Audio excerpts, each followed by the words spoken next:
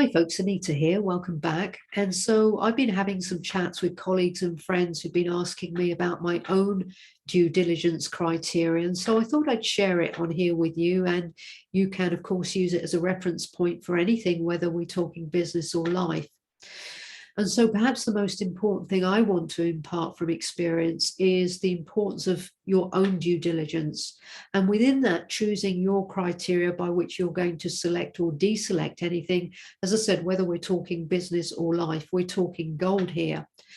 And that's really, really important. And so I'm going to just cover a few hooks, if you like, and then just weave in what I've done.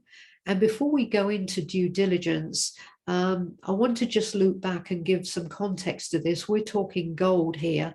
And so the starting point, I always say to people, and what I did for myself, was to get clear on what it is you want gold to do for you. What is it for you? And so, because your strategy will hang off that clarity, and then within that will sit your due diligence criteria to select which vehicle moving forward, whether it's one or more. And so for me, for example, I feel I've been very slow over the years to come to the understanding that, the money that I hold in my hand is not really money. And if you're wondering, well, what do I mean by that? I mean, well, next time you go into your wallet, take a £5 note, take a £10 note out and read the inscription on the note near the top, because it says something like, I promise to pay the bearer on demand the sum of £5, £10, whatever it is. Well, if you sit with that for a minute, what that actually means is that's not real money. It's a promise to pay. The technical term is a promissory note.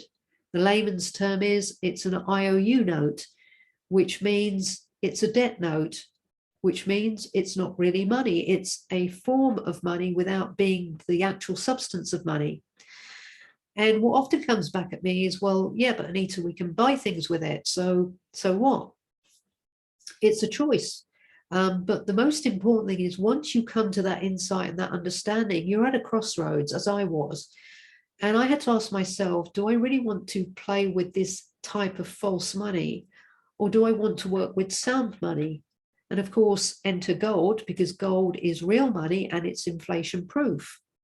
And so that is the substance of money. And I wanted to put myself on that track as much as possible, ethically, practical, business, everything, to work with gold. So for me, what that translated into was I wanted to buy things with gold. I wanted to be able to accept gold and possibly silver as payment for my life's work in terms of coaching and mentoring. And I also wanted to build assets with gold. And so what did I have up till this point to meet that objective? What were the strategies I had in place? Well, I had an app which I could buy gold in the UK, and it links to a debit card, which means effectively I can buy things with gold. So that's really cool. I'm still testing that app out, but it has restrictions. But then I also have a wider and more expansive platform that allows me to buy gold and in fact silver, to hold it there in their vaults or to receive it here at home, to have a gold and silver wallet, so thereby I can send and receive payments in gold and silver, and so that ticks the boxes for coaching and mentoring.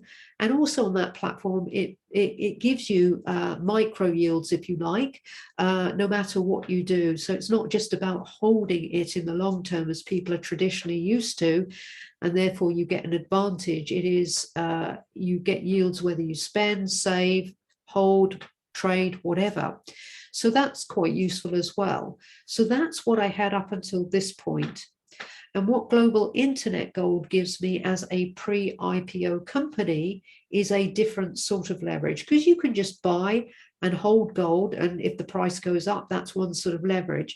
But this gives me a unique leverage, which is unique to pre-IPO companies. Pre-IPO meaning, for those of you who don't know, IPO is initial public offering, and it's a company that are planning to go to the exchange, but they're in the run-up to going to the exchange.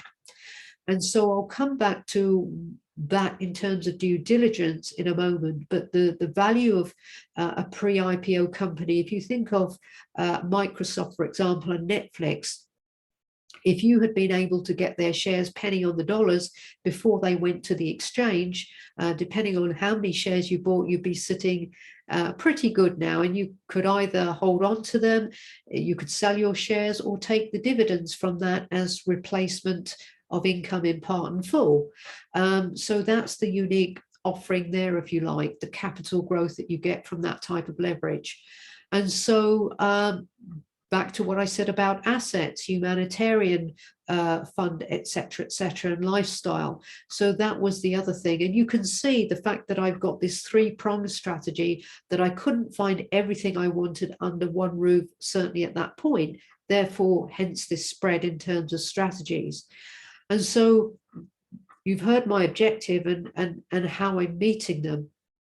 And so within the strategy, then, let's look at due diligence. And by the way, with the two things I've mentioned, I have the option to leave my gold in the vault or have it delivered here at home. I choose not to have it delivered here at home at the moment until I put certain structures in place, because I'm mindful of things like the Power of Attorneys Act in 1996 and what happened in 1993 with the then government of America and how gold was taken from the people.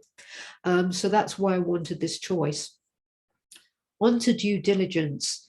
Now, for me, I have to say that, my observation in the world, sadly, is that trust is at an all-time low, and so is transparency. And the question becomes, who do you listen to? And many, many years ago, even when I was still nursing and coming into business, I would listen to a lot of business advice, for example, and I would learn some really good things, but I'd hear a lot of conflicting things as well. And I would listen to a lot of other people's opinions, and I found myself ping-ponging all over the place, anywhere between anxiety and great enthusiasm and buying into the sizzle. I went back and forth on all of that. And what I realized in that moment, somewhere along that line, was my blind spot in it, that whilst I was listening so willingly to other people, I had not really developed my own mind in that respect, and I had not developed my own criteria. And so what I did was I started to invest in myself, not just in terms of my personal growth, but how to develop an investment mindset, as opposed to being a speculator, because I was more speculative in the beginning. And so I invested in my own education in terms of investment, how money works and investment. And I'm still on that path. But what it did is it gave me a structure to base my own thinking around and to come up with my own criteria. And so for me, I like to denoise the process and look for a few metrics that are essential to me. And then after that, I'll come back to the question of who I listen to, but essentially it's about those who are able to give a balanced view that I know, like, and trust. So in terms of the metrics, let's come back to that pre-IPO thing, because, its benefit is not just that you get shares at discounted prices, if you like. It has, for me, a security benefit about it. And pre-IPO strategies are working very well for me. I'm not really talking about gold here because that's recent. I'm talking about my other portfolio, my wide and diverse portfolio. And one of the reasons I believe it works well so far is because it removes a layer of anxiety for me. If a company goes to or wants to go to the exchange, you cannot just go to the exchange. You have to be vetted and you have to have a solid track of financials. I'm not talking 1 month or 2 months or 3 months. It has to be a few years. And I believe on average, it's about 5 years worth at least.